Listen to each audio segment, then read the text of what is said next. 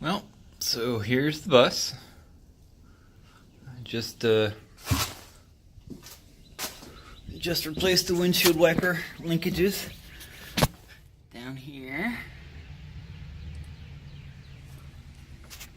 Right now I'm working on trying to figure out, my odometer's not working.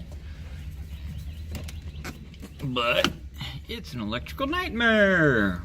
So I'll be chasing that down for a while. I'll redo all these controls up here at some point. But for the most part, it's, hi Sammy, how are you doing? It's, gutted pretty good.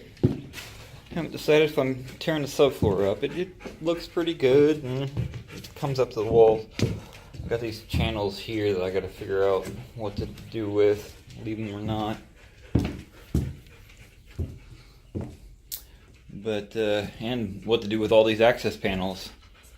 We've got 2 panels on either side for the air tank access. These 2, I believe, are the transmission and drive line. Of course, there you've got the engine, the old bathroom. I'll be doing a lot of work back there. And there's the old bathroom door. Hi, Sammy. Hi, buddy. What are you doing? This panel goes over the fuel tank. In fact,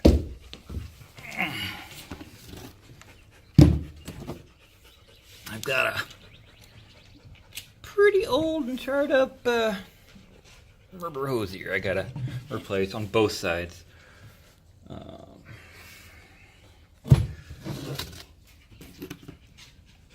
There's that. Can't remember what that one's for.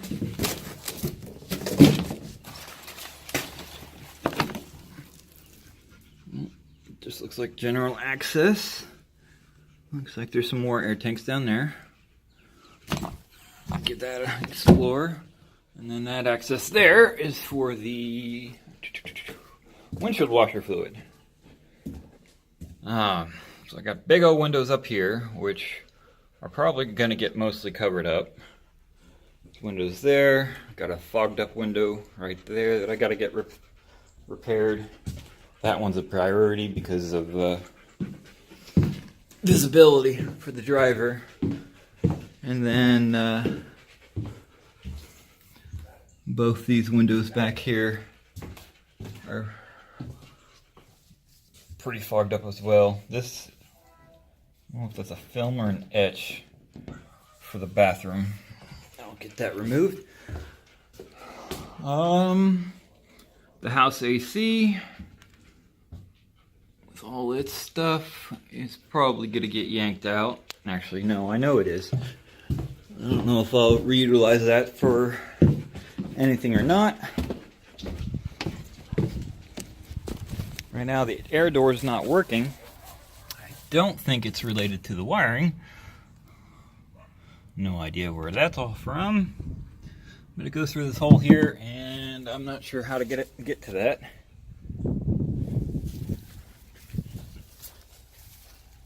So I'll have to look into that.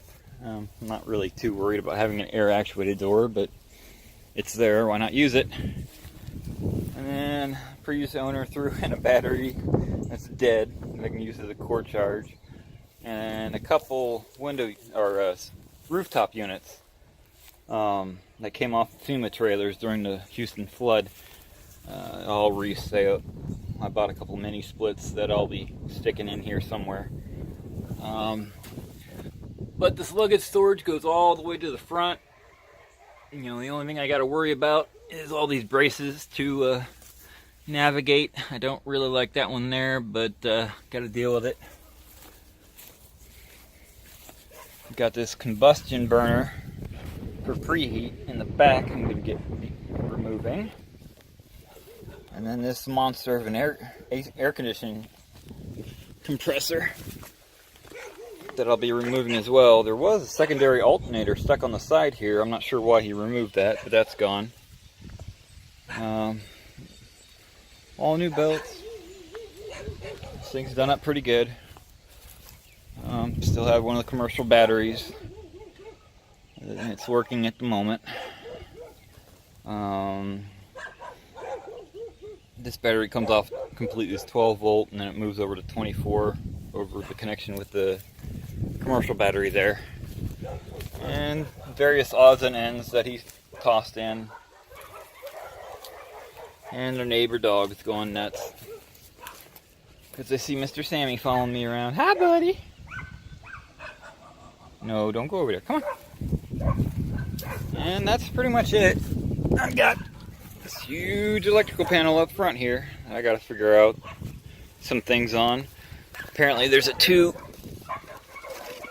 conductor if I can get this darn thing to stay up. Apparently there's a 2-conductor serial port for the ECM up here that I want to connect in with a VMS PC.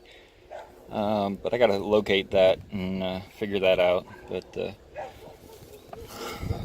that's a general tour. I'll be yanking more parts off and slowly bringing things in and figuring out where to put everything. Anywho, thanks for watching.